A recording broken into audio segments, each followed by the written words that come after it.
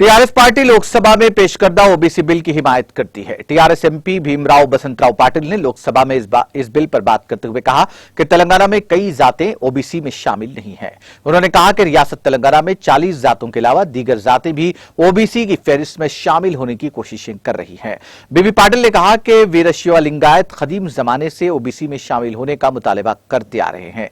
बीबी पाटिल ने मुतालबा किया कि ओबीसी के फायदे के लिए खुसूसी तौर पर एक वजारत कायम की जाए। उन्होंने कहा कि हम ओबीसी का कोटा बढ़ाने के इस बिल का खैर मकदम करते हैं।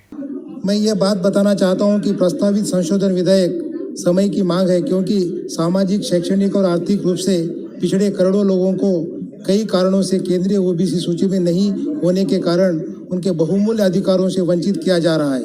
महोदय, हमारे तेलंगाना राज्य में लगभग 40 जातियां और अन्य राज्यों में कई अन्य जातियां है जो पिछले 15-20 वर्षों से केंद्रीय ओबीसी सूची में शामिल होने के लिए लंबित है, और इनमें से तेलंगाना की 8-10 जातियां सिर्फ छोटे कारणों से लंबित है।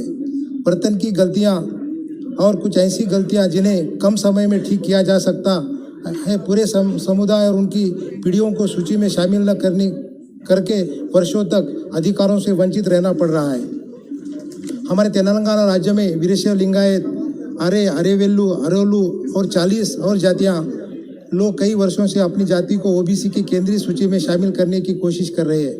कड़ी मेहनत के बाद केंद्र सरकार ने हमसे कहा कि पहले जाति को राज्य बीसी सूची में शामिल करो और फिर केंद्र में आकर जाति को केंद्र ओबीसी सूची में शामिल करवाओ, और हमने निर्देशों का पालन किया और प्राप्त जाति को राज्य बीसी सूची में शामिल किया गया।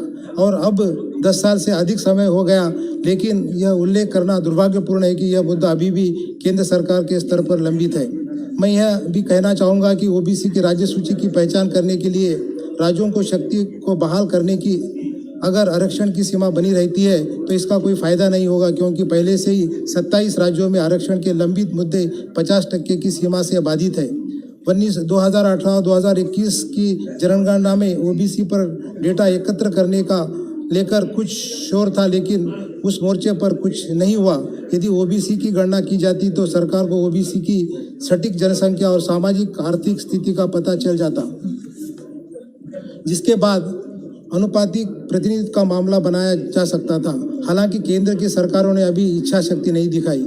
राज्य नियमित रूप से लगातार और सीधे बातचीत के कारण अपनी जातियों को पिछड़ेपन से अवगत है। उनकी भलाई की निगरानी के लिए केंद्र सरकार की केंद्रीय ओबीसी में उक्त जाति को शामिल करने का आग्रह करने के अलावा उन्हें ओबीसी सूची में शामिल करने का कोई निर्णय लेने में असमर्थ है।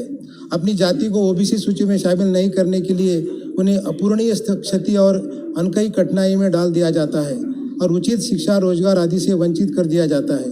यहाँ यह उल्लेख करने की आवश्यकता नहीं है कि जब महाराष्ट्र राज्य ने मराठा आरक्षण लाया तो वहाँ कानूनी जांच का सामना नहीं कर सका और भारत के माननीय सर्वोच्च न्यायालय ने 102वें संविधान संशोधन अधिनियम के मद्देनजर उसे अमान्य कर दिया।